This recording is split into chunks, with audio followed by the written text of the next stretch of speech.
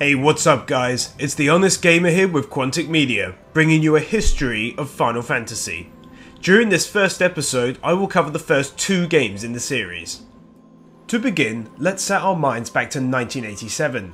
In Japan, an awesome guy called Sakaguchi was making a last-ditch attempt at the gaming industry.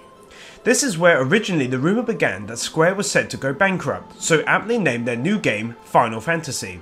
However, Mr. Sakaguchi states it's due to the fact that he was either going to make it in the industry or quit and go back to university. Thankfully though, for us fans, the game was a success after he managed to convince his bosses to make 400,000 copies, all of which did sell and allowed for a sequel to be made. Now, the history of Final Fantasy is a long and fantastic one, full of individual games that always share similar elements, such as the battle system, the world map, and vehicle travel across it. Additionally, most of the games have shared the same kind of storyline, a good group fighting against a large evil force, whilst the character also battles with a personal and individual struggle of their own. I personally feel that no other RPG has influenced modern role-playing games quite as much as the Final Fantasy series has. With a history spanning over 2.5 decades, I will be giving an overview of all of the core games. So ensure that you stay tuned as I walk you through the history of Final Fantasy.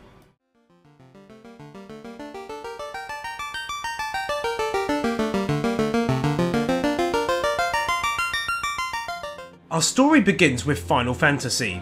Originally released for the Nintendo Entertainment System in 1987, it did a lot of new things for the role-playing game genre that other less successful games such as Dragon Quest, released a year prior, failed to do.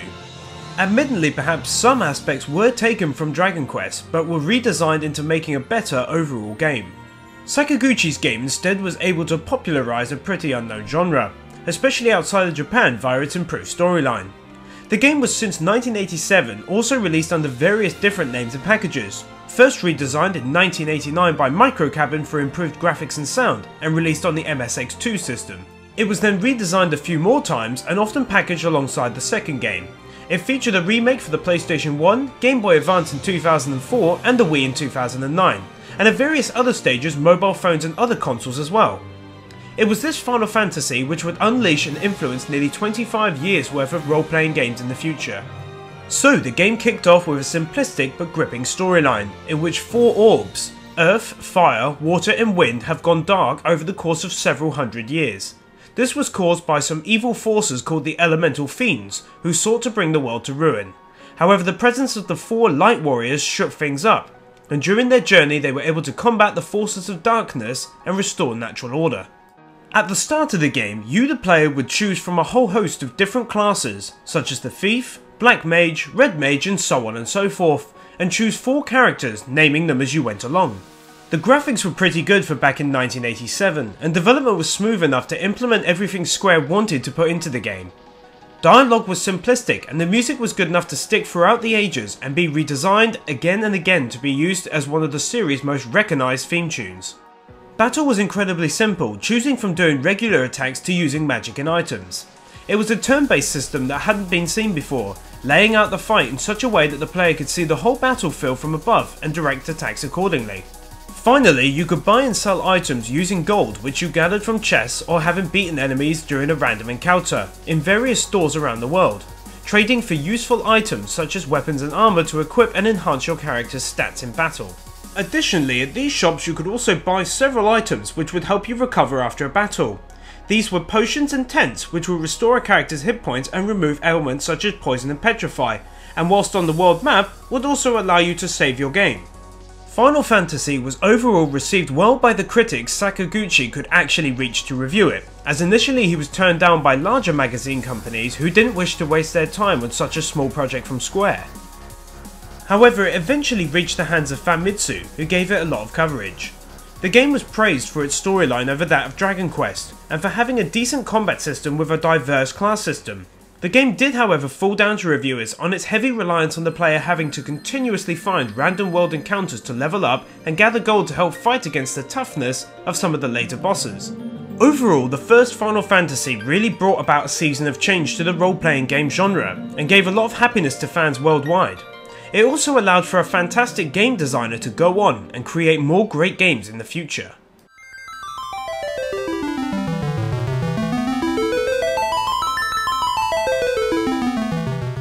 In 1988, Square developed the second game, Final Fantasy II, which held all of the same successful game mechanics of the first, but with improvements all around. It was again released for the Nintendo Entertainment System and received remakes over time for the WaterSwan Color, which was an old handheld console produced by Bandai in Japan, and the Game Boy Advance, PlayStation 1 and the PlayStation Portable. The story was again simplistic, as it centered around 4 youths whose parents had been murdered during the invasion of an army from the Empire of Palamecia. Throughout the game, 3 of your 4 companions join a rebellion and fight through various missions to destroy enemy super weapons, gain new magic and weapons, and rescue leaders of the resistance. After having defeated the Empire and its leader, however, the trio learn that their 4th member has sadly become a Dark Knight and has taken up the mantle of leader of the enemy and plans to launch a counterattack against the resistance. However, when able to confront their former ally, the old defeated Emperor reappears as a demon who attempts to destroy the world. So the 4 again join forces and battle the demon, eventually defeating him. Gameplay during Final Fantasy II was very similar to the first game, however this time around it featured enhanced graphics and sound, which was created by Nobu Uematsu, who once created the music for the first game. It also introduced several elements that would become popular reoccurring trademarks of the Final Fantasy series, such as chocobos being seen for the first time, and also the reoccurring character named Cid, who would go on to star in every subsequent game. The developers chose to do away with the popular experience point leveling system used during Final Fantasy and its sequels, instead going for an activity-based progression system in which the character's stats would increase according to how often they were used. This really wasn't a system that I personally favoured. The game again allowed for players to travel a world map, using the same vehicles as in the last game but with additions.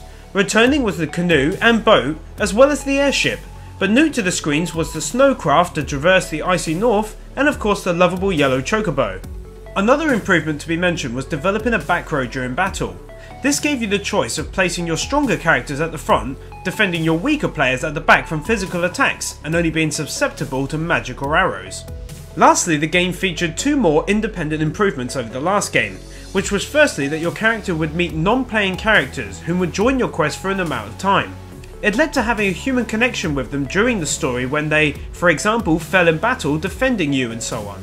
The second improvement was the use of extra dialogue during conversations, which allowed you to pick out items in your inventory that meant something to the other character and show them it forwarding on the story. Both of these advancements led to further modernise and improve an already outstanding role-playing game formula, and these additions would stick for the ages.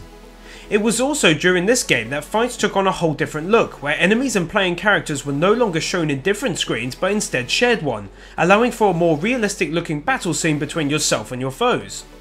The game hit mostly favourable reviews inside of Japan, where it stayed almost exclusively until its release on other platforms, allowing it to travel to gamers around the world where it got a decent reception. The title was praised for its length and improved storyline in which playing characters could feel sadness as well as happiness. The character could also be involved in romantic situations, and finally members of your team did die during the storyline, giving it a much more real feeling for reviewers and players alike.